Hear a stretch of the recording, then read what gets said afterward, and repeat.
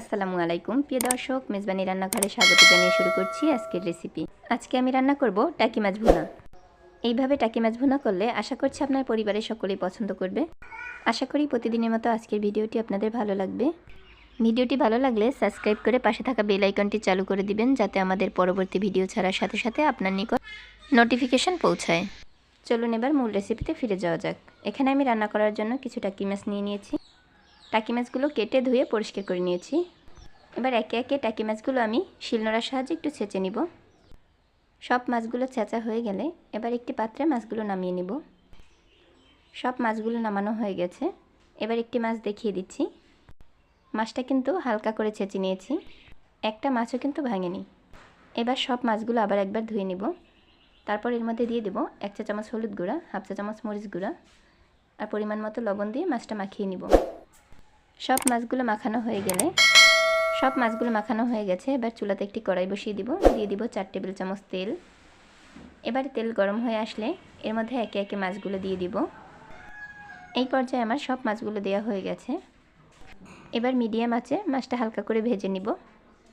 Medium আঁচে মাছটা আমি 5 মিনিট ভেজে নিয়েছি। এবার একে একে মাছগুলো উল্টে দিব। এইখানে ছোট একটি টিপস শেয়ার করি। যদি মাছ ভাজার সময় তাওয়াতে লেগে যায় তাহলে তখনই মাছগুলো উল্টাতে যাবেন না। প্রথমে চুলা বন্ধ করবেন, 5 মিনিট ঠান্ডা করে নেবেন, তারপর মাছগুলো উল্টে নেবেন। তাহলে খুব সহজেই মাছগুলো উল্টে যাবে, একটা মাছও ভাঙবে না। আমার সব মাছগুলো উল্টানো হয়ে গেছে। এখন আমি একইভাবে মিডিয়াম আঁচে 5 মিনিট মাছটা আবার ভেজে নিব। 5 মিনিট পরে আমার মাছগুলো ভাজা হয়ে গেছে। এবার আমি তুলে নিচ্ছি। সব মাছগুলো নামিয়ে নেওয়া হয়ে গেলে এবার ওই তেলের মধ্যেই দিয়ে দিব 2 চা চামচ পেঁয়াজ বাটা। তার সাথে আরও দিয়ে দিব 1/2 চা চামচ রসুন বাটা, 1/2 চা চামচ আদা বাটা, 1/2 চা চামচ জিরা বাটা। এবার সবগুলো মশলা নেড়েচেড়ে একসাথে ভেজে নিব। একেবারে লো আছে আমি মশলাটা 3 মিনিট ভেজে নিয়েছি।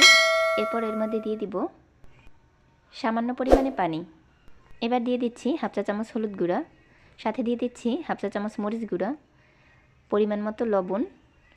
এবার সবগুলো একসাথে নেড়েচেড়ে মিশিয়ে নিব। এই মশলাটা বেশ খানিকক্ষণ সময় নিয়ে কষিয়ে নিব, যাতে কোনো কাঁচা গন্ধ না থাকে।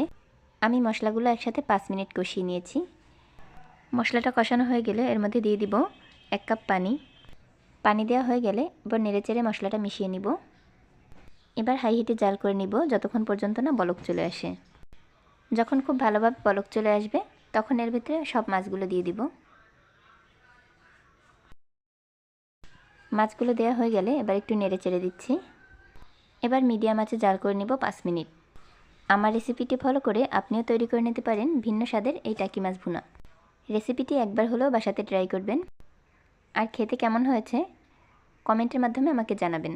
5 মিনিট পরে আমার রান্না প্রায় শেষ। এবার একটু জিরার গুঁড়া দিয়ে নেড়েচেড়ে নামিয়ে নিব।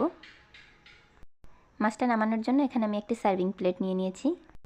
একে একে সব মাছগুলো নামিয়ে নিচ্ছি। মাছটা দেখতে যেমন সুন্দর, খেতেও দারুণ মজা। আশা করছি ভিডিওটি সবার ভালো লেগেছে। ভিডিওটি ভালো লাগলে লাইক, কমেন্ট অ্যান্ড শেয়ার করে দিবেন। এতক্ষণ সাথে থাকার জন্য ধন্যবাদ সবাইকে। আল্লাহ হাফেজ।